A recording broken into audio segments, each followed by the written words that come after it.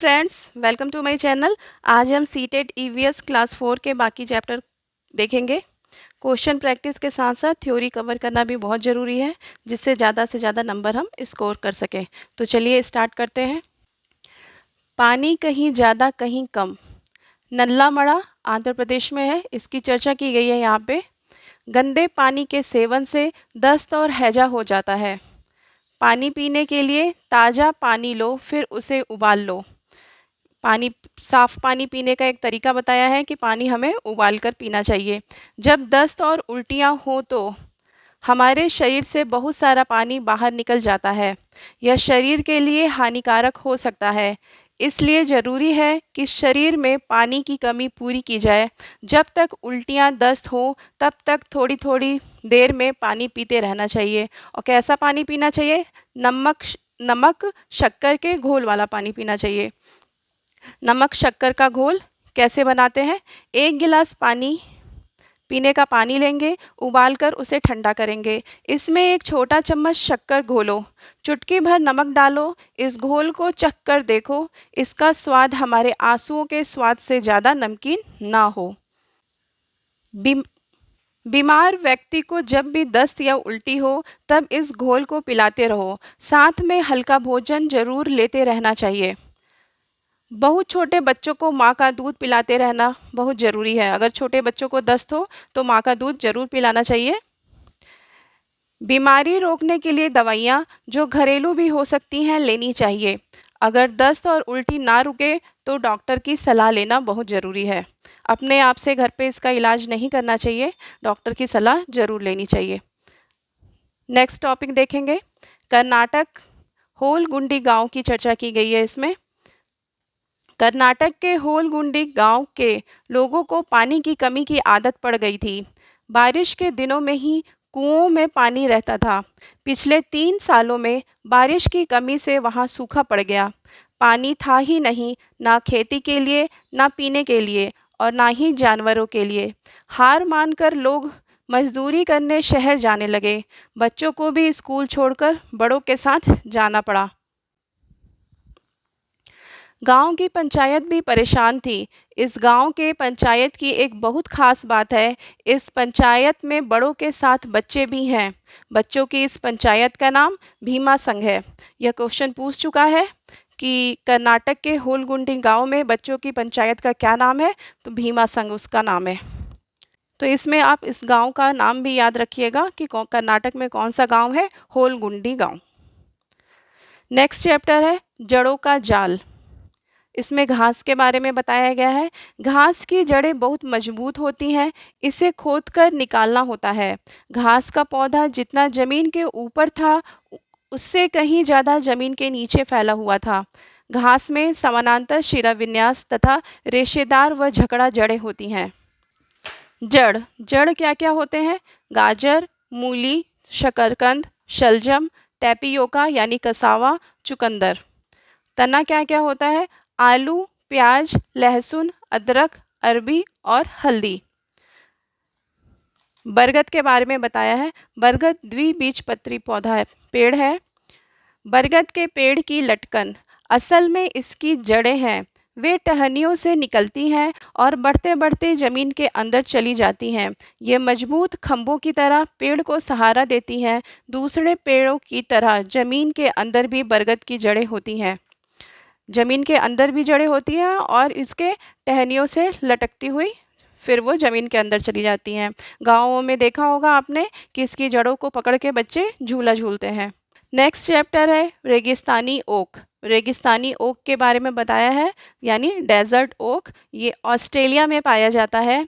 यह लगभग 4 मीटर लंबा तथा इसकी जड़ें इसकी लंबाई से 30 गुना लंबी होती हैं। जड़ें जमीन में बहुत गहराई तक जाती हैं, जब तक कि पानी तक ना पहुंच जाए। 30 पेड़ जमीन पर लाइन से लिटा दिए जाएं तो उस लंबाई तक जमीन के अंदर जाती हैं, यानी बहुत गहराई तक जाती हैं जब तक कि उसके जड़ें पानी तक नहीं पहुंच जाए। पानी पेड़ के तने में जमा होता रहता है। इस इलाके में जब पानी नहीं होता है तो लोग तने के अंदर पतली पाइप डालकर पानी निकाल लेते थे। पत्तियां बहुत कम पाई जाती हैं। इससे भी कई बार क्वेश्चन बन चुके हैं कि रेगिस्तानी ओक कहाँ पाया जाता है, ऑस्ट्रेलिया में पाया जाता है। और ये इस तरह की कई पंक्तियाँ दी रहती हैं, उसमें एक गलत होता है तो बताना पड़ता है कि कौन सा रॉन्ग है, या पूछ लेता है कौन सा सही है। नेक्स्ट चैप्टर है मिलकर खाएं। बिहू का त्यौहार। बिहू का त्यौहार असम में मनाया जाता है। बिहू का त्यौहार चावल की नई फसल कटने के उपलब्ध में मनाते हैं। भेलाघर। भेलाघर क्या होता है? घास और बांस से बनाते हैं। भेलाघर घास और बांस से बनाते हैं। सभी लोग रात में एक साथ खाना खाते हैं। बोरा चावल से पीठा बनाते हैं। शकरकंदी खाते हैं। माघ बिहू क्या होता है? माघ बिहू के बारे में बताया है। माघ बिहू में ही ये असम में बिहू का त्यौहार मनाते हैं। 14 और 15 जनवरी को मनाते हैं। माघ बिहू 14 और 15 जनवरी को मनाते हैं। असमिया कैलेंडर के 10वें महीने माघ की प्रथमा एवं द्वितीया तिथि को मनाया जाता है। उरुका क्या होता है? पहले दिन को उरुका कहते हैं। इस दिन अस्थायी शेड छप्पर बनाते हैं जिसे भेला घर कहते हैं। बांस और घास का बनता है भेला घर, और सामूहिक भोज का आयोजन होता है। बोरा क्या होता है? असम में खाए जाने वाले चावलों की एक किस्म है जो पकने के बाद चिपचिपे हो जाते हैं। चेवा चावल भी खाया जाता है रात में।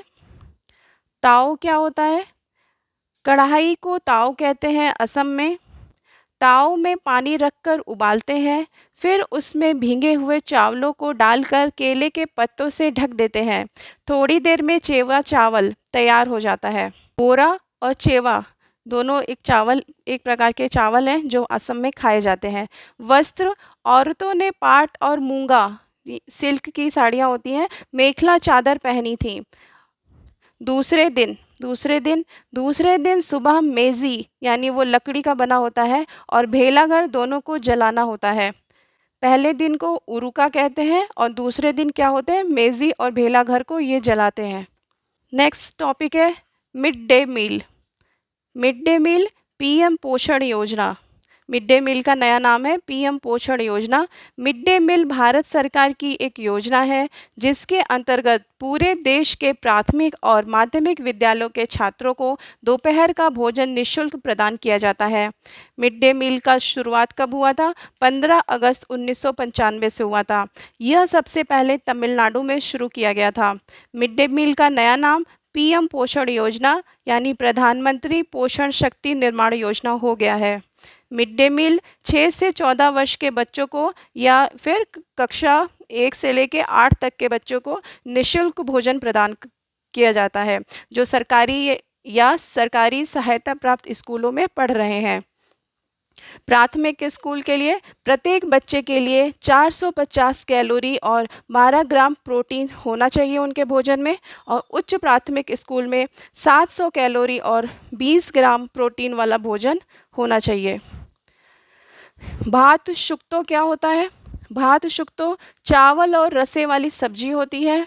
लूची और छोला दाल और कभी मिष्टी दिया जाता है दोपहर के खाने में। लूची क्या होता है? लूची मैदे से बनी हुई पूड़ी होती है। पूर्वी भारतीय राज्यों पश्चिम बंगाल, उड़ीसा और असम में ज़्यादातर लोग लूची खाते हैं। लंगर क्या होता है? गुरुद्वारे में एक साथ मिलकर खाना पकाने और खाने को लंगर कहते हैं। लंगर के प्रसाद को कढ़ा प्रसाद भी कहते हैं। प्रसाद में पूरी और आटे का हलवा बनता है। नेक्स्ट चैप्टर है पोचमपल्ली।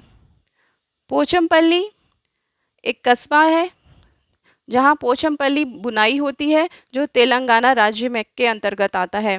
धागे से वस्त्र तक। तंतुओं से धागा बनाते हैं और धागे से वस्त्र बनते हैं। तंतु से धागा और धागे से वस्त्र, ये स्टेप होते हैं इनके। धागे से कपड़े बनाने तक का क्रम। धागे की लड़ियाँ लेते हैं पहले, लड़ियों को उबालते हैं, उबलते पानी में डालकर गंदगी और दाग धोते हैं। नेक्स्ट स्टेप है धागों को सुंदर रंगों में रंगते हैं, सुखाकर उनकी गट्ठी बनाते हैं। धागों की गट्ठियाँ करघों पर लपेटी जाती हैं, कपड़े बुने जाते हैं। तो ये इनके इतने स्टेप हैं। स्टेप 6 है जो ये फॉलो करते हैं, और फिर उसके बाद पोचमपल्लियाँ, चाहे सिल्क की ये साड़ियाँ और चाहे वस्त्र चाहे सूट जो भी होता है वो बनाते हैं। नेक्स्ट टॉपिक है पारंपरिक कला व राज्य। चित्रकारी कहाँ करते हैं? महाराष्ट्र में। प्राकृतिक रंगों का उपयोग होता है इसमें। कलमकारी आंध्र प्रदेश में होता है। मधुबनी चित्रकारी बिहार का है। पट्टा चित्रकारी यानी पट्टचित्र भी इसको कहते हैं, ये ओडिशा में बनाया जाता है। रंग के रूप में सब्जियों और खनिजों का प्रयोग करते हैं। फाड़ या फड़ चित्रकारी राजस्थान की है। राजस्थान की कथात्मक स्क्रॉल पेंटिंग परंपरा है ये। पोचमपल्ली बुनाई तेलंगाना का है। काली घाट पेंटिंग या बंगाल पेंट कलकत्ता का है। पटुआ नामक समूह द्वारा बनाया गया था, इसलिए इसका नाम काली घाट पाटा पड़ा। लघु चित्रकारी राजस्थान की है। लघु चित्रकारी में प्राकृतिक पत्थर के रंगों का उपयोग करते हैं। नेक्स्ट है पिछवाई कला, राजस्थान की है। इसमें श्रीनाथ जी की अलग अलग मुद्राओं में तस्वीर बनाई जाती है। जमदानी बुनाई पश्चिम बंगाल की है। शहतूत और पश्मीना शॉल जम्मू कश्मीर। पटोला बुनाई गुजरात की है। वल्ली चित्रकारी महाराष्ट्र की है। एम्ब्रॉयडरी कश्मीर की है। और चिकन कढ़ाई लखनऊ की है। ये बहुत ही इम्पोर्टेंट है, इसको आप ध्यान से देखिएगा। नेक्स्ट चैप्टर है दूर देश की बात। इस चैप्टर में अबू धाबी के बारे में बताया गया है। ये यूएई में है। अबू धाबी रेगिस्तानी इलाका है, बहुत गर्मी पड़ती है, मौसम यहाँ पे गर्म और शुष्क होता है। अबू धाबी में रेत ही रेत है या रेत के टीले होते हैं। वहाँ पेट्रोल पानी से भी ज़्यादा सस्ता है। खजूर के पेड़ होते हैं। अबू धाबी में रुपये को दिरहम कहा जाता है, इस पर अरबी भाषा में लिखा होता है। यहाँ ना बारिश है, ना ही नदियाँ, ना ही झील हैं और ना ही तालाब। ज़मीन के नीचे पानी नहीं है। यहाँ इतनी गर्मी होती है कि पूरा शरीर और सिर भी ढककर रखते हैं, जिससे वे तेज धूप से बच सके। कॉटन के सफ़ेद कपड़े पहनते हैं। ये एक एक लाइन बहुत ही इम्पोर्टेंट है, क्योंकि ये स्टेटमेंट वाइज क्वेश्चन बनते ही हैं, आप जानते होंगे सीटेट में, तो इसलिए आप एक एक लाइन को बहुत ध्यान से देखिएगा। नेक्स्ट है चिट्टपन। चिट्टपन मलयालम में पिता का छोटा भाई होता है, यानी चाचा। कुजम्मा किसे कहते हैं? पिता के छोटे भाई की पत्नी को, यानी चाची को कहते हैं। चटपटी पहेलियाँ नेक्स्ट चैप्टर है चटपटी पहेलियाँ। इसमें बताया है चोट लगने पर हल्दी का प्रयोग करते हैं। हाजमा ठीक रखने के लिए सौंफ का उपयोग करते हैं। दांत दर्द में लौंग का यूज़ करते हैं। कील जैसी दिखती हूँ पर मैं एक कली हूँ। लौंग एक कली होता है जो दांत दर्द में इसको यूज़ करते हैं। नमकीन और मीठे दोनों में उपयोग होता है, वो है काली मिर्च। केरल को मसालों का बगीचा कहते हैं। केरल में तेज पत्ता, छोटी इलायची, बड़ी इलायची, काली मिर्च उगते हैं। गरम मसाला क्या होता है ये भी बताया गया है इसमें।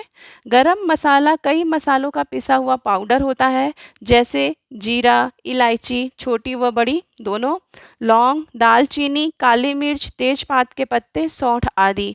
इसमें एनसीईआरटी में इन सभी नामों का वर्णन किया गया है। तो ऐसा हो सकता है कि क्वेश्चन पूछ ले कि इन सब के नाम के साथ एक आध नाम और एक्स्ट्रा भी आ जाए, तो इसमें आपको पहचान करनी हो कि गरम मसाला में किन किन चीज़ों का मिश्रण होता है। नेक्स्ट है टॉपिक फौजी Waheeda. Lieutenant commander Waheeda prism, यह जम्मू कश्मीर में राजौरी ज़िले के थन्ना मंडी गांव की रहने वाली हैं। यह भारतीय नौसेना यानी इंडियन नेवी में डॉक्टर हैं। यह पहली महिला हैं जिन्होंने एक पूरी परेड की कमान संभाली थी। भारतीय नौसेना दिवस कब मनाया जाता है? 4 दिसंबर को। नेक्स्ट टॉपिक है परेड। परेड में क्या क्या होते हैं वो बताया गया है। जब परेड होती है तो पीछे 4 टुकड़ियां चलती हैं। पूरी परेड में 36 निर्देश देने होते हैं। निर्देश इतनी ज़ोर से देने होते हैं कि सबसे पीछे वाली टुकड़ी के लोग भी सुन सकें, देखने वालों तक भी आवाज़ पहुँचे जो मैदान में दूसरी तरफ बैठते हैं।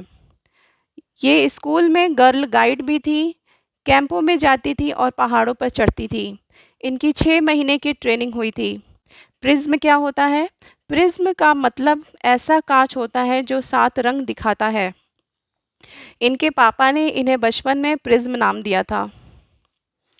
इससे भी क्वेश्चन बन चुके हैं, तो आप ध्यान से देखिएगा।